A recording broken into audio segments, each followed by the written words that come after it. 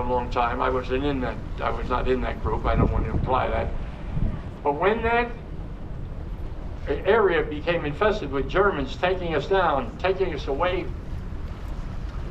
a British admiral by the name of Dudley Pound, Sir Lord Dudley Pound, made a decision to pull away the support from those ships. 34 of them, remember, were left. And when the support was taken away, there was a destroyer on which there was a well-renowned movie star at the time, Douglas Fairbanks Jr. He was a lieutenant on one of those ships. And when they pulled the support away, he said, "Pity those poor bastards," because only 11 ships get in. Only 11 ships get through that. This was our history. You can look it up.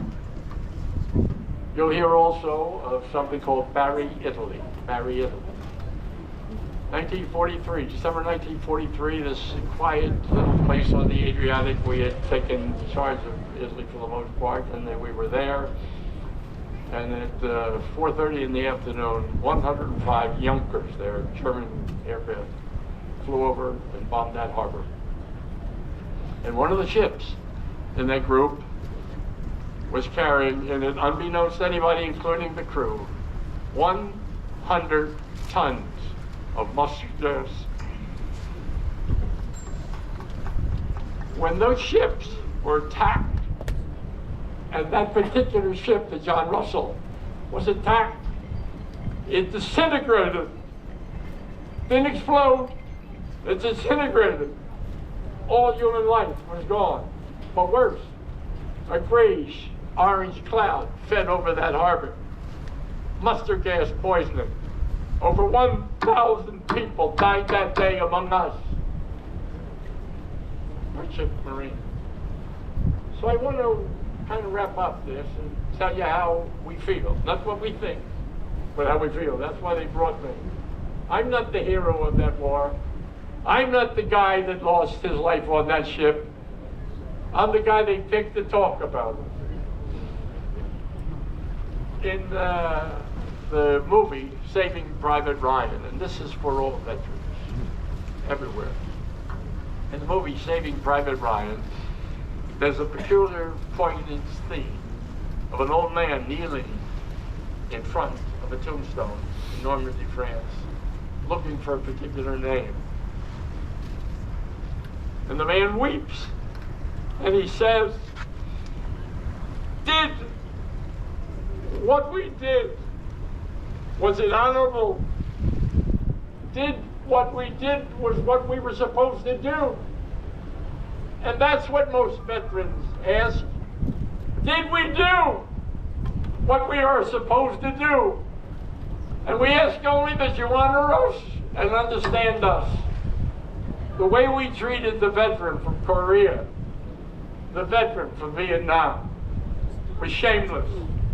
But I will never tolerate people who stomp our flag or refuse to stand for the Star-Spangled Banner, because I am part of that generation, as you are, as inheritors of that generation.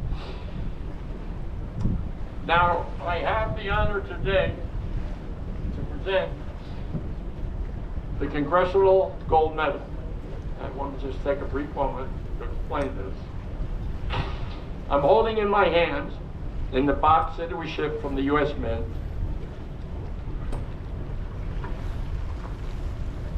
the Congressional Gold Medal. It is the highest honor that can be conveyed by Congress. On May 18th of this year, in a special session of Congress, I accepted from the United States Merchant Marine this medal. And I accepted it on behalf of those who had given their lives. There are only 1,500 of it left, so I speak for all of those that haven't made it. I speak for Kings Point. And now I convey to you this honor today to accept from the United States Congress, conveyed to you by the United States Merchant Marine veterans, the Congressional Gold Medal.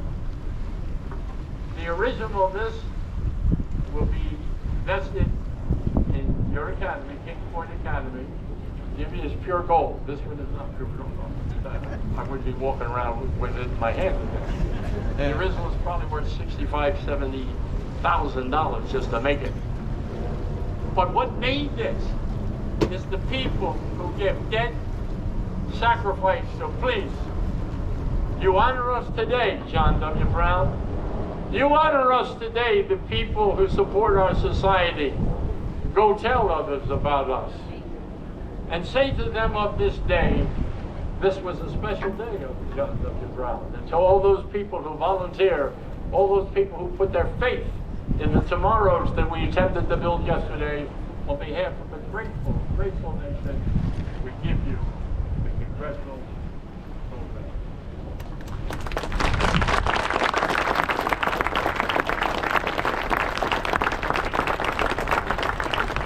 And you might want to say a word of acceptance before you do. Bear with me a second. Sit for a while.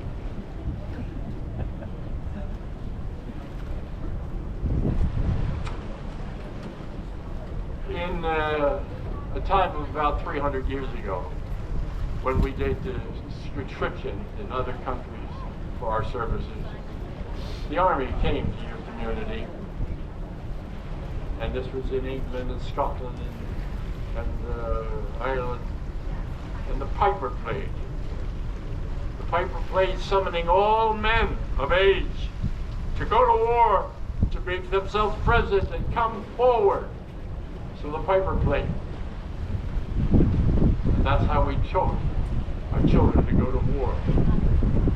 And there's an original hymn written about it. It's a lamentation, and it is written in Gaelic. It's spoken in Gaelic. And it is, because of that, later on it gets translated. It used to be called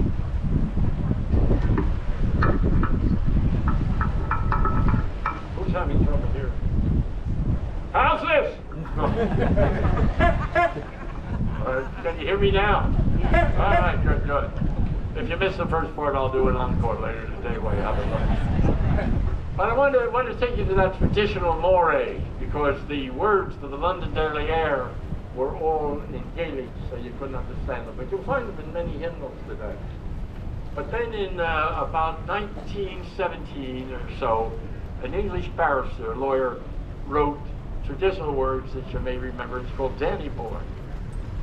And so this speaks of a father saying farewell to his son.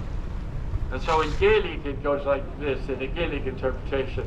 Oh Danny Boy, oh Danny Boy, the pipes are calling from glen to glen and down the mountainside. The summer's gone and all the flowers are dying. 'Tis you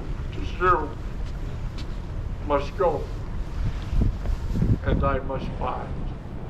And so traditionally your families, those who you inherited and they who inherited you, traditionally we sent our children to war.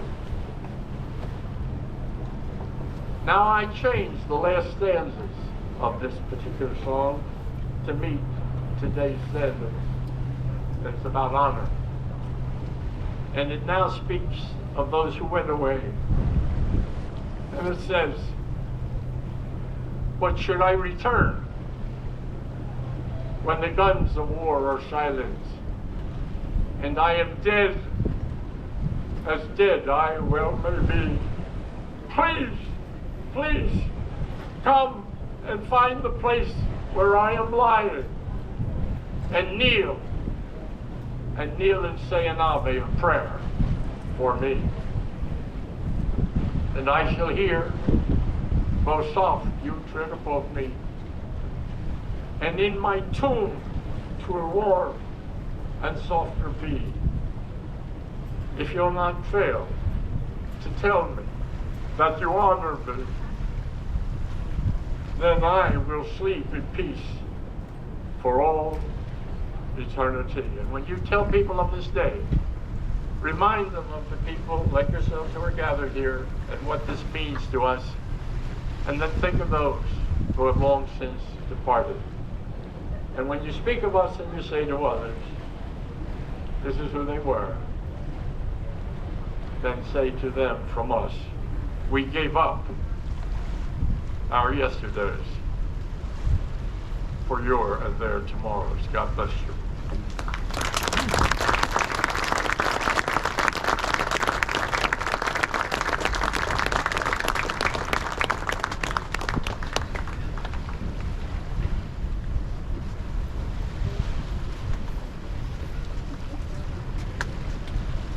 Just briefly want to say that as chairman, current chairman of the SSJohnBrown Project Liberty Ship, we are honored to have Dave on board.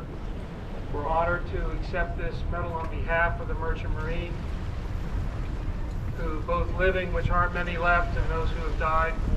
It's an oft-forgotten branch of the military. But hopefully after you leave today, you have a clear understanding of what important role that he played in World War II. And John Brown has been acting as a memorial to the Merchant Marine and ships before us since 1988 in Baltimore. So we are now 80 years old and taking a whole new life as an educational platform. As part of our education to these young youth, Sea Cadets, and other actually active merchant services. The key part of it is reminding them of the history of what